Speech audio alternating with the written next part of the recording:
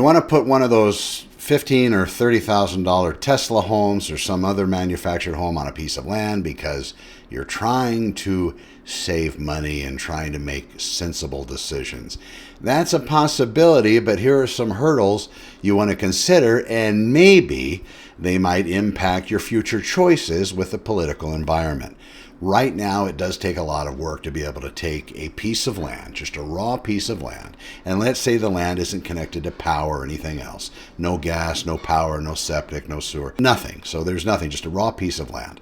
Let's say, for simple purposes, the land is abutting some kind of a roadway, some kind of a public road. So now you have access. You don't have a problem. If you buy a piece of land that's within other pieces of land with no road access, then that piece of land is, of course, landlocked. So you would need permission from whichever owners you needed to get to make it from a main roadway through their properties to your property. So that's also another option. You can get easements placed. You just have to get everybody's approval. And again, that's a long process. One of the things I was looking at when this was brought to my attention, and I was trying to do some informational study on it, looking at the regulatory approvals and permits are also something to consider.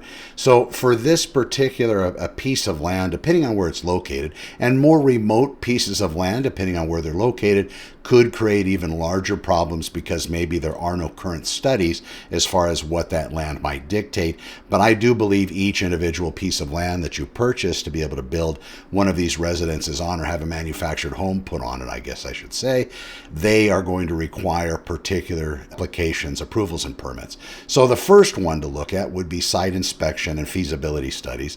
And that's going to be something that's going to cost money, and it's going to check the zoning regulations, easements, soil conditions, utility access, and this is going to make sure that land isn't going to basically cause the home to disappear and just basically sink into the earth with liquefaction or something else. So that does have to be checked, but again, that process takes time and it takes expenditure of money.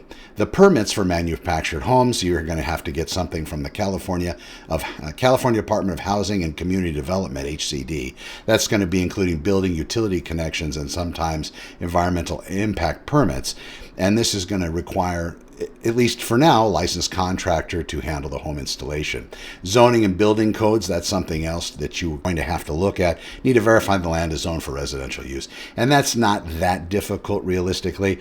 That's just something that whenever we find a piece of land that might be for sale or something that you might be interested in purchasing, we have to look at the overall picture and find out if it is for sale. And if it is, did they include that particular zoning and will it work for you? Now, to take a residence, put it on a piece of land. The land doesn't have to be big. It just depends on what you're looking to do. 5,000 to 6,000 square feet for a piece of property probably would be sufficient for a small modular home. The other thing that comes to mind is right now in Agua Dulce and different areas here in Santa Clarita, there are houses that don't have sewer connection, so they use a septic tank. So that problem solved for anything that you're looking for to get rid of the whatever you're using up, consuming water, toilets, washer and dryer, those sorts of things. There is a septic system that you could have put in, so that would solve that issue. And the septic tank itself would have to be, of course, emptied when it gets filled. And I'll tell you, I've sold properties that haven't had a septic system service for 20 years, and they're still a viable, good system. They just need to be emptied and updated a little bit. So as far as power goes, another option, maybe LP gas might take you a little further than natural gas. And if you've seen those large Tylenol pill, white Tylenol pill looking tanks, if you're from the Midwest, I don't know if you see a lot of those out here in California. I really haven't seen many. But you take that tank and you fill it up, and then you have an energy. You can actually power your house with that via one of those generators, a Nesrac or one of those other types. But that could be a potential way to power it. Also, solar with a battery wall might also prove to be super helpful. And then you could have maybe the LP or the gas as a backup system, or maybe just powering certain things. Maybe you have a non-electric water heater, maybe one of those tankless types. You could also get that electric as well, depending on how you wanted to feed it and what makes most sense with what the cost of energy is. Now, it does sound like, depending on who the political realm will be in the future, whether energy is going to go down or potentially go up. If energy goes down, then this is really probably going to be a fantastic thing.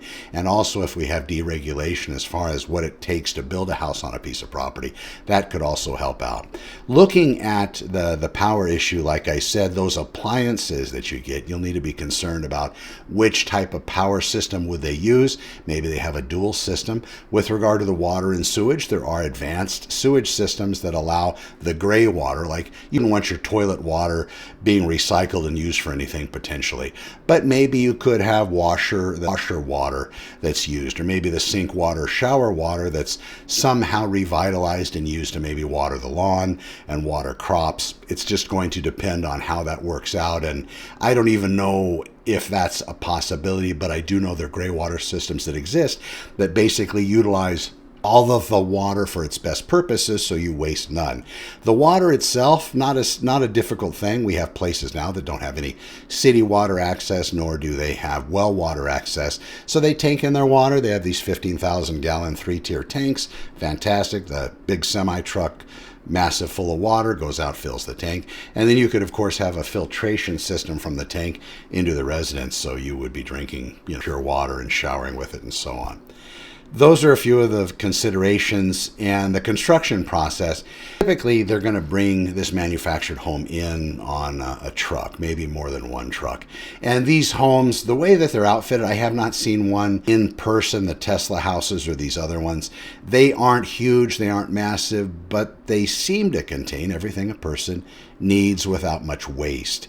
That might benefit a person because it seems like the cost of that would be very inexpensive. You have the residence, you have all this approval process. That's probably where the regulatory, that's probably where the most cost is going to come in, at least up front, because you have to get the permits and all of this.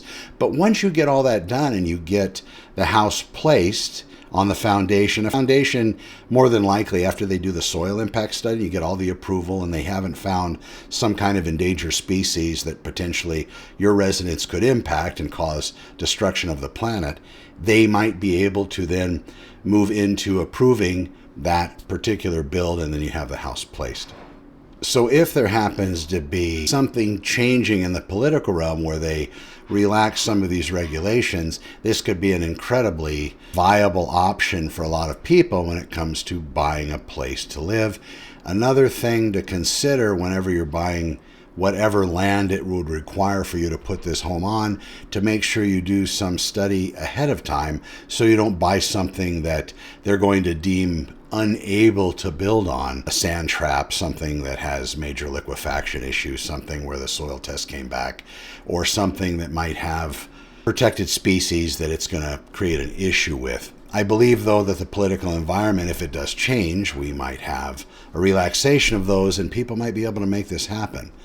Something to think about is, a lot of times we're living places that are very big. We might not utilize everything. Could you imagine having enough extra resources, because solar is the energy source for most of the power? You have batteries there. So basically, once you purchase the system, that energy is yours. Then the other power supply, because nothing's being wired in. So realistically, this house is what they call off-grid. The gas would then be potentially backup, or maybe even an additional fuel source for the residents to power those appliances, air conditioning, heating, whatever it may be, but you have those options there. So I believe it is quite seamless, but getting it all set up and put in place, that's going to be another story. I was talking about foundation earlier. The numbers on that, depending on the size of the foundation, could be anywhere from $5,000 to $15,000 to $25,000. Then that residence, $15,000 to $30,000. So realistically, you could get the land for another $30,000. So less than $100,000 potentially could be your residence, and it could have everything you need. And it would be a very economically based model where you wouldn't have to spend much money per month on expenditures of fuel or any of the thing to power the residence or any of those other factors. these are things that are going to potentially happen in the future. Then you take that money that you would have been putting, paying $5,000 or $6,000 a month, you put that $4,000 a month that you have now left over because you purchased a more sensible residence, and then you use that to save your money, educate yourself, travel, philanthropy, all of those things. It just makes the world click forward at a much better pace. But again, we'll have to see how this develops. But these are some of the things I've been looking at, because it seems like the political environment is such that they want to make home ownership a lot more affordable.